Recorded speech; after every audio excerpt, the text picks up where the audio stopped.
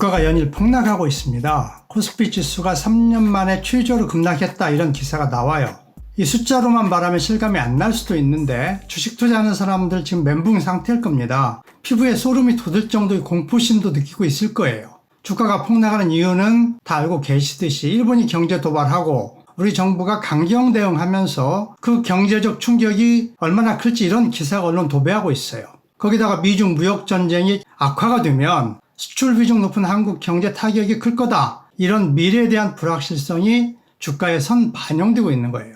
그런데 서울 집값은 상승세가 지속되고 있습니다. 한국감정원이 발표하는 주간 서울 아파트 가격 동향 보면 7월 마지막 주에 상승폭이 오히려 커졌어요. 한일 미중 경제 전쟁 벌어지는데 수출 비중 높은 한국 경제 타격 크고 그래서 경기 침체에 온다고 하는데 또 일부 유튜버는 경제 위기 운운하고 있어요. 그런데 서울 집값 견조한 상승세를 보입니다. 왜 그런가요? 정부 대응 때문이죠. 7월 18일 한국은행이 전격적으로 금리 인하했어요. 선제 대응이라고 자기들은 이야기해요. 그래서 경제 침체와 금리 인하는 동전 양면 같은 거죠. 둘 떼어서 생각할 수가 없어요.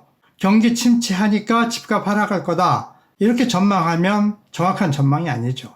경기 침체와 금리 인하를 같이 보고 서울 집값 전망해야 정확한 전망이 되는 거죠. 지금 상황은 두 요인 중에서 금리 인하가 경기 침체보다 더 강한 영향력을 보이는 거예요. 주식시장과 서울 집값이 왜 다르게 반응하죠? 이게 매우 중요한 질문이에요. 투자 심리 때문이죠. 주식시장은 투자 심리가 죽어 있어요. 일본과 경제 갈등 있기 전부터 투자 심리 죽었어요. 투자 심리 잘 보여주는 것이 돈의 흐름인데 주식시장으로 돈이 들어오는지 나가는지 보면 투자 심리 알 수 있는 거죠. 올해 외국인이 수조 원 순매수했는데 개인들이 그만큼 팔았거든요. 주식형 펀드에서 4조 원이 순유출됐어요. 7월 18일 금리 인하에서 돈을 풀어도 주식으로는 안 가는 거죠. 그와 반대로 서울 주택시장은 투자 심리가 강화되고 있어요. 기준금리 인하 이틀 후에 토요일인데 지인 따라서 청량리 쪽 부동산 소개소 3곳 가봤어요. 매물 거둬들였다고 해요. 남은 매물도 호가 올렸다고 이야기를 해요. 집값 더 오를 거라는 기대 심리가 팽배한 거예요. 투기 심리가 살아있는 거죠. 금리 인하에서 돈이라는 연료를 시장에 공급했는데 서울 주택시장은 투기 불씨가 살아있으니까 그 연료를 받아서 불씨가 더 강하게 타올랐고 주식시장은 이미 불씨가 꺼진 상태라 연료를 공급해도 소용이 없었던 겁니다. 그러면 왜 주식시장은 투자 심리가 죽었는데 서울 집값은 투기 심리가 팔팔하게 살아있나요? 서울 아파트 실거래가 지수 그래프입니다. 서울 집값이 2009년 가을 이후에 장기 하락 추세에 있었는데 의미 있는 상승세를 보인 시점이 2014년 8월이에요. 상승 각도가 완만하게 올라가고 있습니다.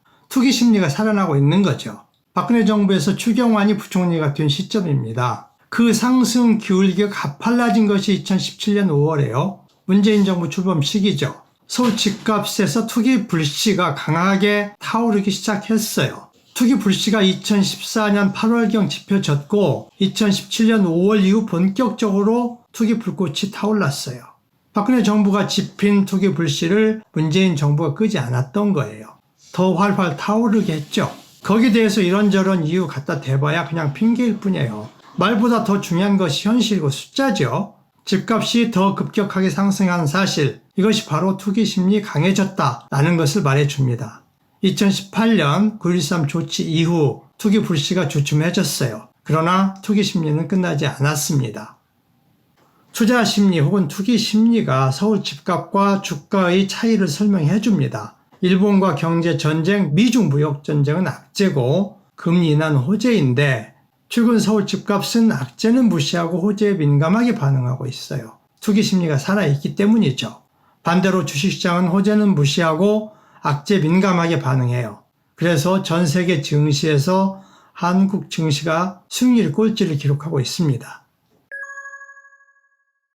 지금은 그렇지만 일본과 분쟁이 심해지고 미중 무역 전쟁이 격화돼서 수출이 크게 감소하면 국내 경기가 침체되는데 그런 상황 되면은 서울 집값도 못 버티고 급락할 거다. 유튜버 중에서 이런 주장하는 사람이 아주 많습니다. 그런 상황이 되면 정부가 추가로 금리 인하하고 또 다른 부양책 실행하겠죠. 그러면 서울 집값은 어떻게 될까요?